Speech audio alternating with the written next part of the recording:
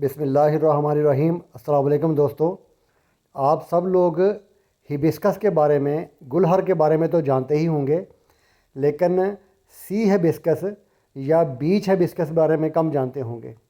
ये जो पौधा आप देख रहे हैं उसके ऊपर ये नन्ही सी कली आप देख रहे हैं येलो कलर की, ये पौधा है सी हिबिस्कस। इसको कॉटनवुड फ्लावर भी कहते हैं। ये जो हिबिस्कस का पौधा है उससे ये बड़ा भी हो जाता है, यानी ये ट्री भी बन जाता है और बड़ी अच्छी घनी छाँव देने वाला पौधा होता है ये। और इसके ऊपर जो फूल लगते हैं, इसका नाम पत्तों के हिसाब से तो इसका नाम मुझे नहीं समझ आती कि हिबिस्कस क्यों है, क्योंकि हिबिस्कस के पत्ते और तरह के हैं, इसके पत्ते और तरह के हैं। इसमें वैरायटीज़ भी आती हैं लीफ में, जैसे हिबिस्कस में आती हैं, इसमें भी लीफ में वैरायटीज़ आती हैं।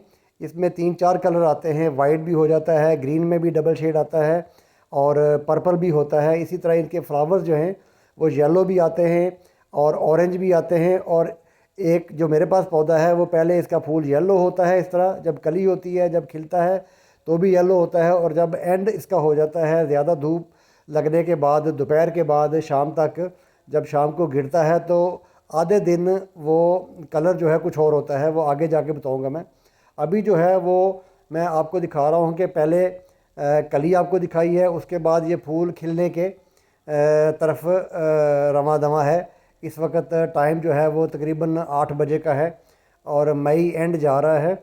और पहले जो कली देखी है आपने, वो आपने देखी होगी कुछ 6:30 या 7 बजे के करीब का टाइम था। ये पौधा बहुत ही हार्डी सख्त जान है। मेरे घर में सख्त सर्दियों में भी और सख्त गर्मियों में भी ये बिल्कुल इस तरह लश ग्रीन रहता है, इस पर कुछ फ़र्क नहीं पड़ता। लेकिन इसको पता नहीं बीच हिबिस्कस या सी हिबिस्कस क्यों कहते हैं, क्योंकि अगर सी पे ज़्यादा होता है, बीच पे ज़्यादा होता है, तो इसका मतलब है कि इसको ह्यूमिडिटी ज़्यादा पसंद है। हो सकता है कि वहाँ पे खुदरो पौधा हो, ये ज़्यादा, इससे भी ज़्यादा अच्छी झाड़ी बनती हो। लेकिन मेरे पास जितने पौधे हैं, अगर मैं कंपैरिजन करूँ बाकी पौधों के साथ, तो इसके ऊपर सारा साल ही पत्ते रहते हैं, ख़त्म नहीं होते। और हमारे यहाँ सर्दियों में टेम्परेचर जब औस पड़ रही होती है, जब कोहरा भी पड़ता है, तो उस वक्त तकरीबन 3-4 तक चला जाता है। और गर्मियों में टेम्परेचर चला जाता है हमारा 46-47 भी कभी कभार हो जाता है जून के अंदर। इस पौधे को कुछ नहीं होता, इसके पत्ते इसी तरह रहते हैं। और जो मैं फ़्लावर दिखा रहा हूँ आपको, ये फ़्लावर अब इस वक्त मई है, तो मिड मई से या स्टार्ट मई से भी शुरू हो जाते होंगे कहीं, लेकिन मेरे इस पौधे के ऊपर मिड मई से तकरीबन शुरू हुए हैं और इस वक्त ये हैं और ये रहेंगे जुलाई एंड तक या अगस्त तक। हो सकता है उसके बाद भी रहें, लेकिन चूँकि मेरा पौधा ये कोई 2.5 साल या 2 साल का है, जब मैं लेके आया था तो उस वक्त गमले में था। उस वक्त भी इसकी एज होगी 6 माह साल तक होगी। और पिछली गर्मियों में इसने चंद फूल निकाले होंगे, 2-4 फूल निकाले होंगे बस। लेकिन अब इस सीज़न में इसके ऊपर रोज़ाना 1-2 फूल लग जाते हैं और नई जो डोडियाँ हैं वो भी लग रही हैं। तो इसका मतलब ये हुआ कि ये कोई 3 साल के बाद फ्लावरिंग शुरू कर देता है। लेकिन अगर आप नर्सरी के ऊपर जाएंगे ये पौधा लेने के लिए, तो वहाँ आप देखेंगे कि गमले के अंदर छोटा सा पौधा होगा, लगेगा कि अभी इसकी 6 माह उम्र भी नहीं है, तो उसके ऊपर भी एक आधी ये जो कली है लगी होगी। अब पता नहीं वो किस तरह कली लेके आते हैं। मेरे पास तो मैं कहता हूँ कि पिछले साल, यानी जब इसकी एज 2 साल थी, तो उस वक़्त कुछ चंद एक 3-4 फूल लगे होंगे। अब ये इस वक्त लग रहे हैं, डेली 1-2 खिल जाते हैं। लेकिन नर्सरी के ऊपर आप छोटे छोटे 8 इंच के गमले में या 6 इंच के गमले में देखेंगे, छोटा सा पौधा होगा, तो उसके ऊपर भी ये फ्लावर येलो कलर का छोटा सा लगा हुआ होगा। अब ये नहीं पता कि वो उनके पास क्या जादू है, किस तरह करते हैं ये। हाँ, एक बात हो सकती है जो अहमियत रखती है, वो ये है कि मेरा ये पौधा क्यारी में लगा हुआ है और यहाँ पे इस क्यारी में और पौधे भी लगे हुए हैं, तो कुछ पौधों को पानी ज़्यादा चाहिए और इसको, चूँकि ये फूलों वाला पौधा है, इसको कम चाहिए होगा। तो पानी पूरी क्यारी में चूँकि इकट्ठा लगाता हूँ मैं, तो ज़्यादा लग जाता है। मैंने बड़े कंजस्टेड पौधे लगाए हुए हैं, बिल्कुल इसके साथ ही 6 इंच के डायामीटर में 3 पौधे लगे हुए हैं। एक मेरा सीधा शौक लगा हुआ है, एक मेरा फालसे का पौधा लगा हुआ है, एक मेरा अमरूद का पौधा लगा हुआ है। तो 1 फुट डायमीटर में ये 4 पौधे लगे हुए हैं।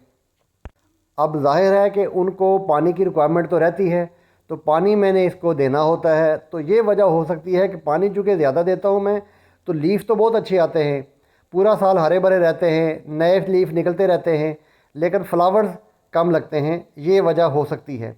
लेकिन फ्लावर इस वक्त लगे हुए हैं, तो मैं आपको दिखा रहा हूँ कि मेरे घर में इस पौधे के ऊपर फ्लावर लगे हुए हैं और ये फूल बहुत ही खूबसूरत फूल होता है। इसका कलर, इसका जो टेक्सचर है वो ऐसे होता है जैसे आर्टिफिशियल फ्लावर है। मैंने एक दो जगह पे पार्क में या एक मैरिज हॉल था उसके बाहर लगा हुआ देखा है मैंने, और उसको वो ड्राई सा था, ड्राई सरफेस था, ऐसे उसकी कोई क्यारी नहीं बनी हुई थी और पानी भी आई थिंक कम ही देते होंगे वो, तो वो फूलों से भरा हुआ था। यानी एक पौधे के ऊपर मेरा पौधा जिस साइज़ का है ये तकरीबन 3.5 फुट की हाइट तक का इस वक्त है और फैला हुआ है, अच्छा फैला हुआ है, या 3.5 से भी ज़्यादा है, आई थिंक 4-4.5 फुट की हाइट का होगा। तो मैंने कुछ 6 फुट की हाइट का पौधा एक दो देखे हैं, तो वो फूलों से भरे हुए थे, यानी उनके ऊपर सैकड़ों फूल लगे हुए थे। तो ये देखिए, ये इस वक्त जो पौधा है ये फुल धूप इसको लग चुकी हुई है। ये को 11-12 बजे का टाइम है या शाम, हाँ शाम का टाइम है ये। अब ये इसके बाद गिर जाएगा, ये शाम तक ही रहता है, उसके बाद गिर जाता है। अब वो गिरने की वजह भी हो सकती है कि मेरे पौधे को पानी ज़्यादा लगता है। अगर मैं पानी ना दूँ, सेपट के ही लगा हो, तो हो सकता है कि ये अगले दिन भी सर्वाइव कर रहा हो, क्योंकि जो मैंने पौधे एक दो देखे हैं उन पे सैकड़ों फ्लावर्स लगे हुए हैं। तो ऐसे नहीं है कि वो एक दिन में गिर जाएँ तो सैकड़ों फ्लावर लगे होते हों। तो आई थिंक कि मैं पानी बहुत ज़्यादा देता हूँ। तो आपके पास है तो आपने पानी कम देना है इसको। और दूसरा काम ये करना है कि इसको फुल सनलाइट में रखना है। ये तेज़ धूप होगी तो फूल खिलेंगे, कलियाँ बनेंगी, फूल खिलेंगे, नए निकलेंगे। तो फुल सनलाइट का पौधा है ये, और कम पानी देना है। ज़मीन में लगाएं, गमले में लगाएं, बहुत अच्छा पौधा है, बहुत प्यारा पौधा है। इसके साथ ही मुझे दीजिए इजाज़त। अल्लाह आप सबका हामी नासर हो। खुदा हाफिज़।